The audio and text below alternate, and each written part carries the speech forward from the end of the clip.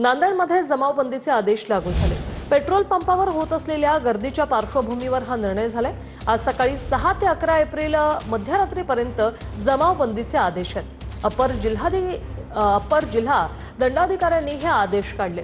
5 किंवा अधिक व्यक्तींना सार्वजनिक ठिकाणी एकत्र येण्यास बंदी करण्यात आली आहे। रत्नागिरीत एलपीजी गॅस वाहतुकीला कायदेशीर संरक्षण मिळणार आहे। एलपीजी गॅस टँकर आणि सिलेंडरची वाहतूक पोलीस संरक्षणात होईल। जिल्हा प्रशासनाकडून एलपीजी टँकर वाहतुकीला मुक्त संचाराची मुभा आहे। गॅस वाहतुकीला अडथळा आणल्यास कायदेशीर कारवाई होणार आहे।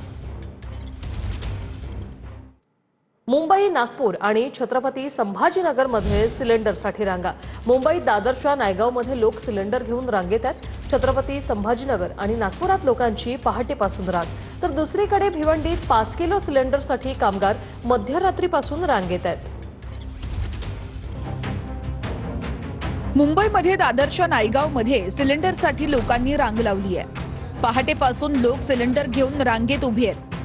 हजारो लोक सिलेंडरसाठी प्रतीक्षा करतायत। सिलेंडर बुक केल्यावर ओटीपी येत नसल्याची तक्रार ग्राहकांनी केली आहे। नागपूरच्या काही भागात 12व्या दिवशीही घरगुती गॅस सिलेंडरसाठी लोकांनी रांग लावली होती। गॅस सिलेंडरच्या गोडाऊन बाहेर पहाटेपासूनच लोकांनी गर्दी केली। छत्रपती संभाजीनगरच्या एपीआय कॉर्नर परिसरामध्ये गॅस एजन्सी समोर लोकांनी सिलेंडरसाठी रांग लावली होती। घरगुती गॅस सिलेंडर घेण्यासाठी नागरिक सकाळी 5 वाजल्यापासून रांगेत उभे होते। अनेक दिवसांपासून बुकिंग करूनही वेळेवरती सिलेंडर मिळत नसल्याचा नागरिकांचा आरोप आहे।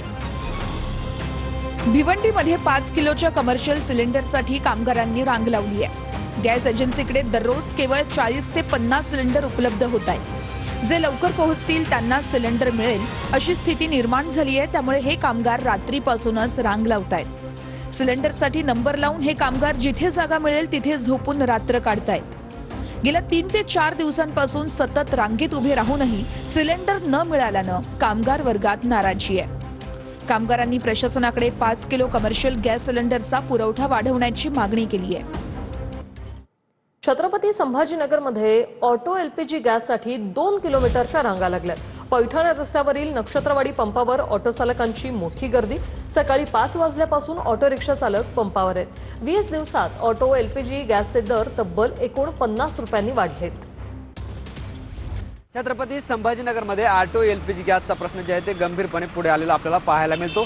छत्रपती संभाजीनगरमध्ये जे आहे ते 25 ते 26 ऑटो एलपीजी गॅसचे पंप आहेत। मात्र हे सगळे पंप बंद असल्यामुळे जे पंप सुरू आहेत त्या ठिकाणी जे आहे ते ऑटो रिक्षा चालकांनी मोठी रांग लावल्याचं दृश्य आपण या ठिकाणी पाहतोय। आता दुसरीकडे जे आहे ते ऑटो रिक्षा चालक सुद्धा अडचणीत आले आहेत, कारण की शहरात जवळपास जे आहे ते 25 ते 30 हजार ऑटो रिक्षा चालक असे आहेत की जे ऑटो हा गॅसवर चालतो। मात्र गॅस मिळत नसल्यामुळं अशा रांगा जे आहे ते रिक्षा चालकांना लावल्याचं चित्र आपण या ठिकाणी पाहतोय। खरं तर अनेक रिक्षा चालक जे आहे ते सकाळी 5 वाजल्यापासून रांगेत आहेत, तर काही रिक्षा चालक जे आहे ते रात्री मुक्कामी सुद्धा या पंपावर असल्याची माहिती आपल्याला मिळते। कॅमेरा पर्सन विकी चव्हाणसह ज्ञानेश्वर लोंढे, TV9 मराठी, छत्रपती संभाजी।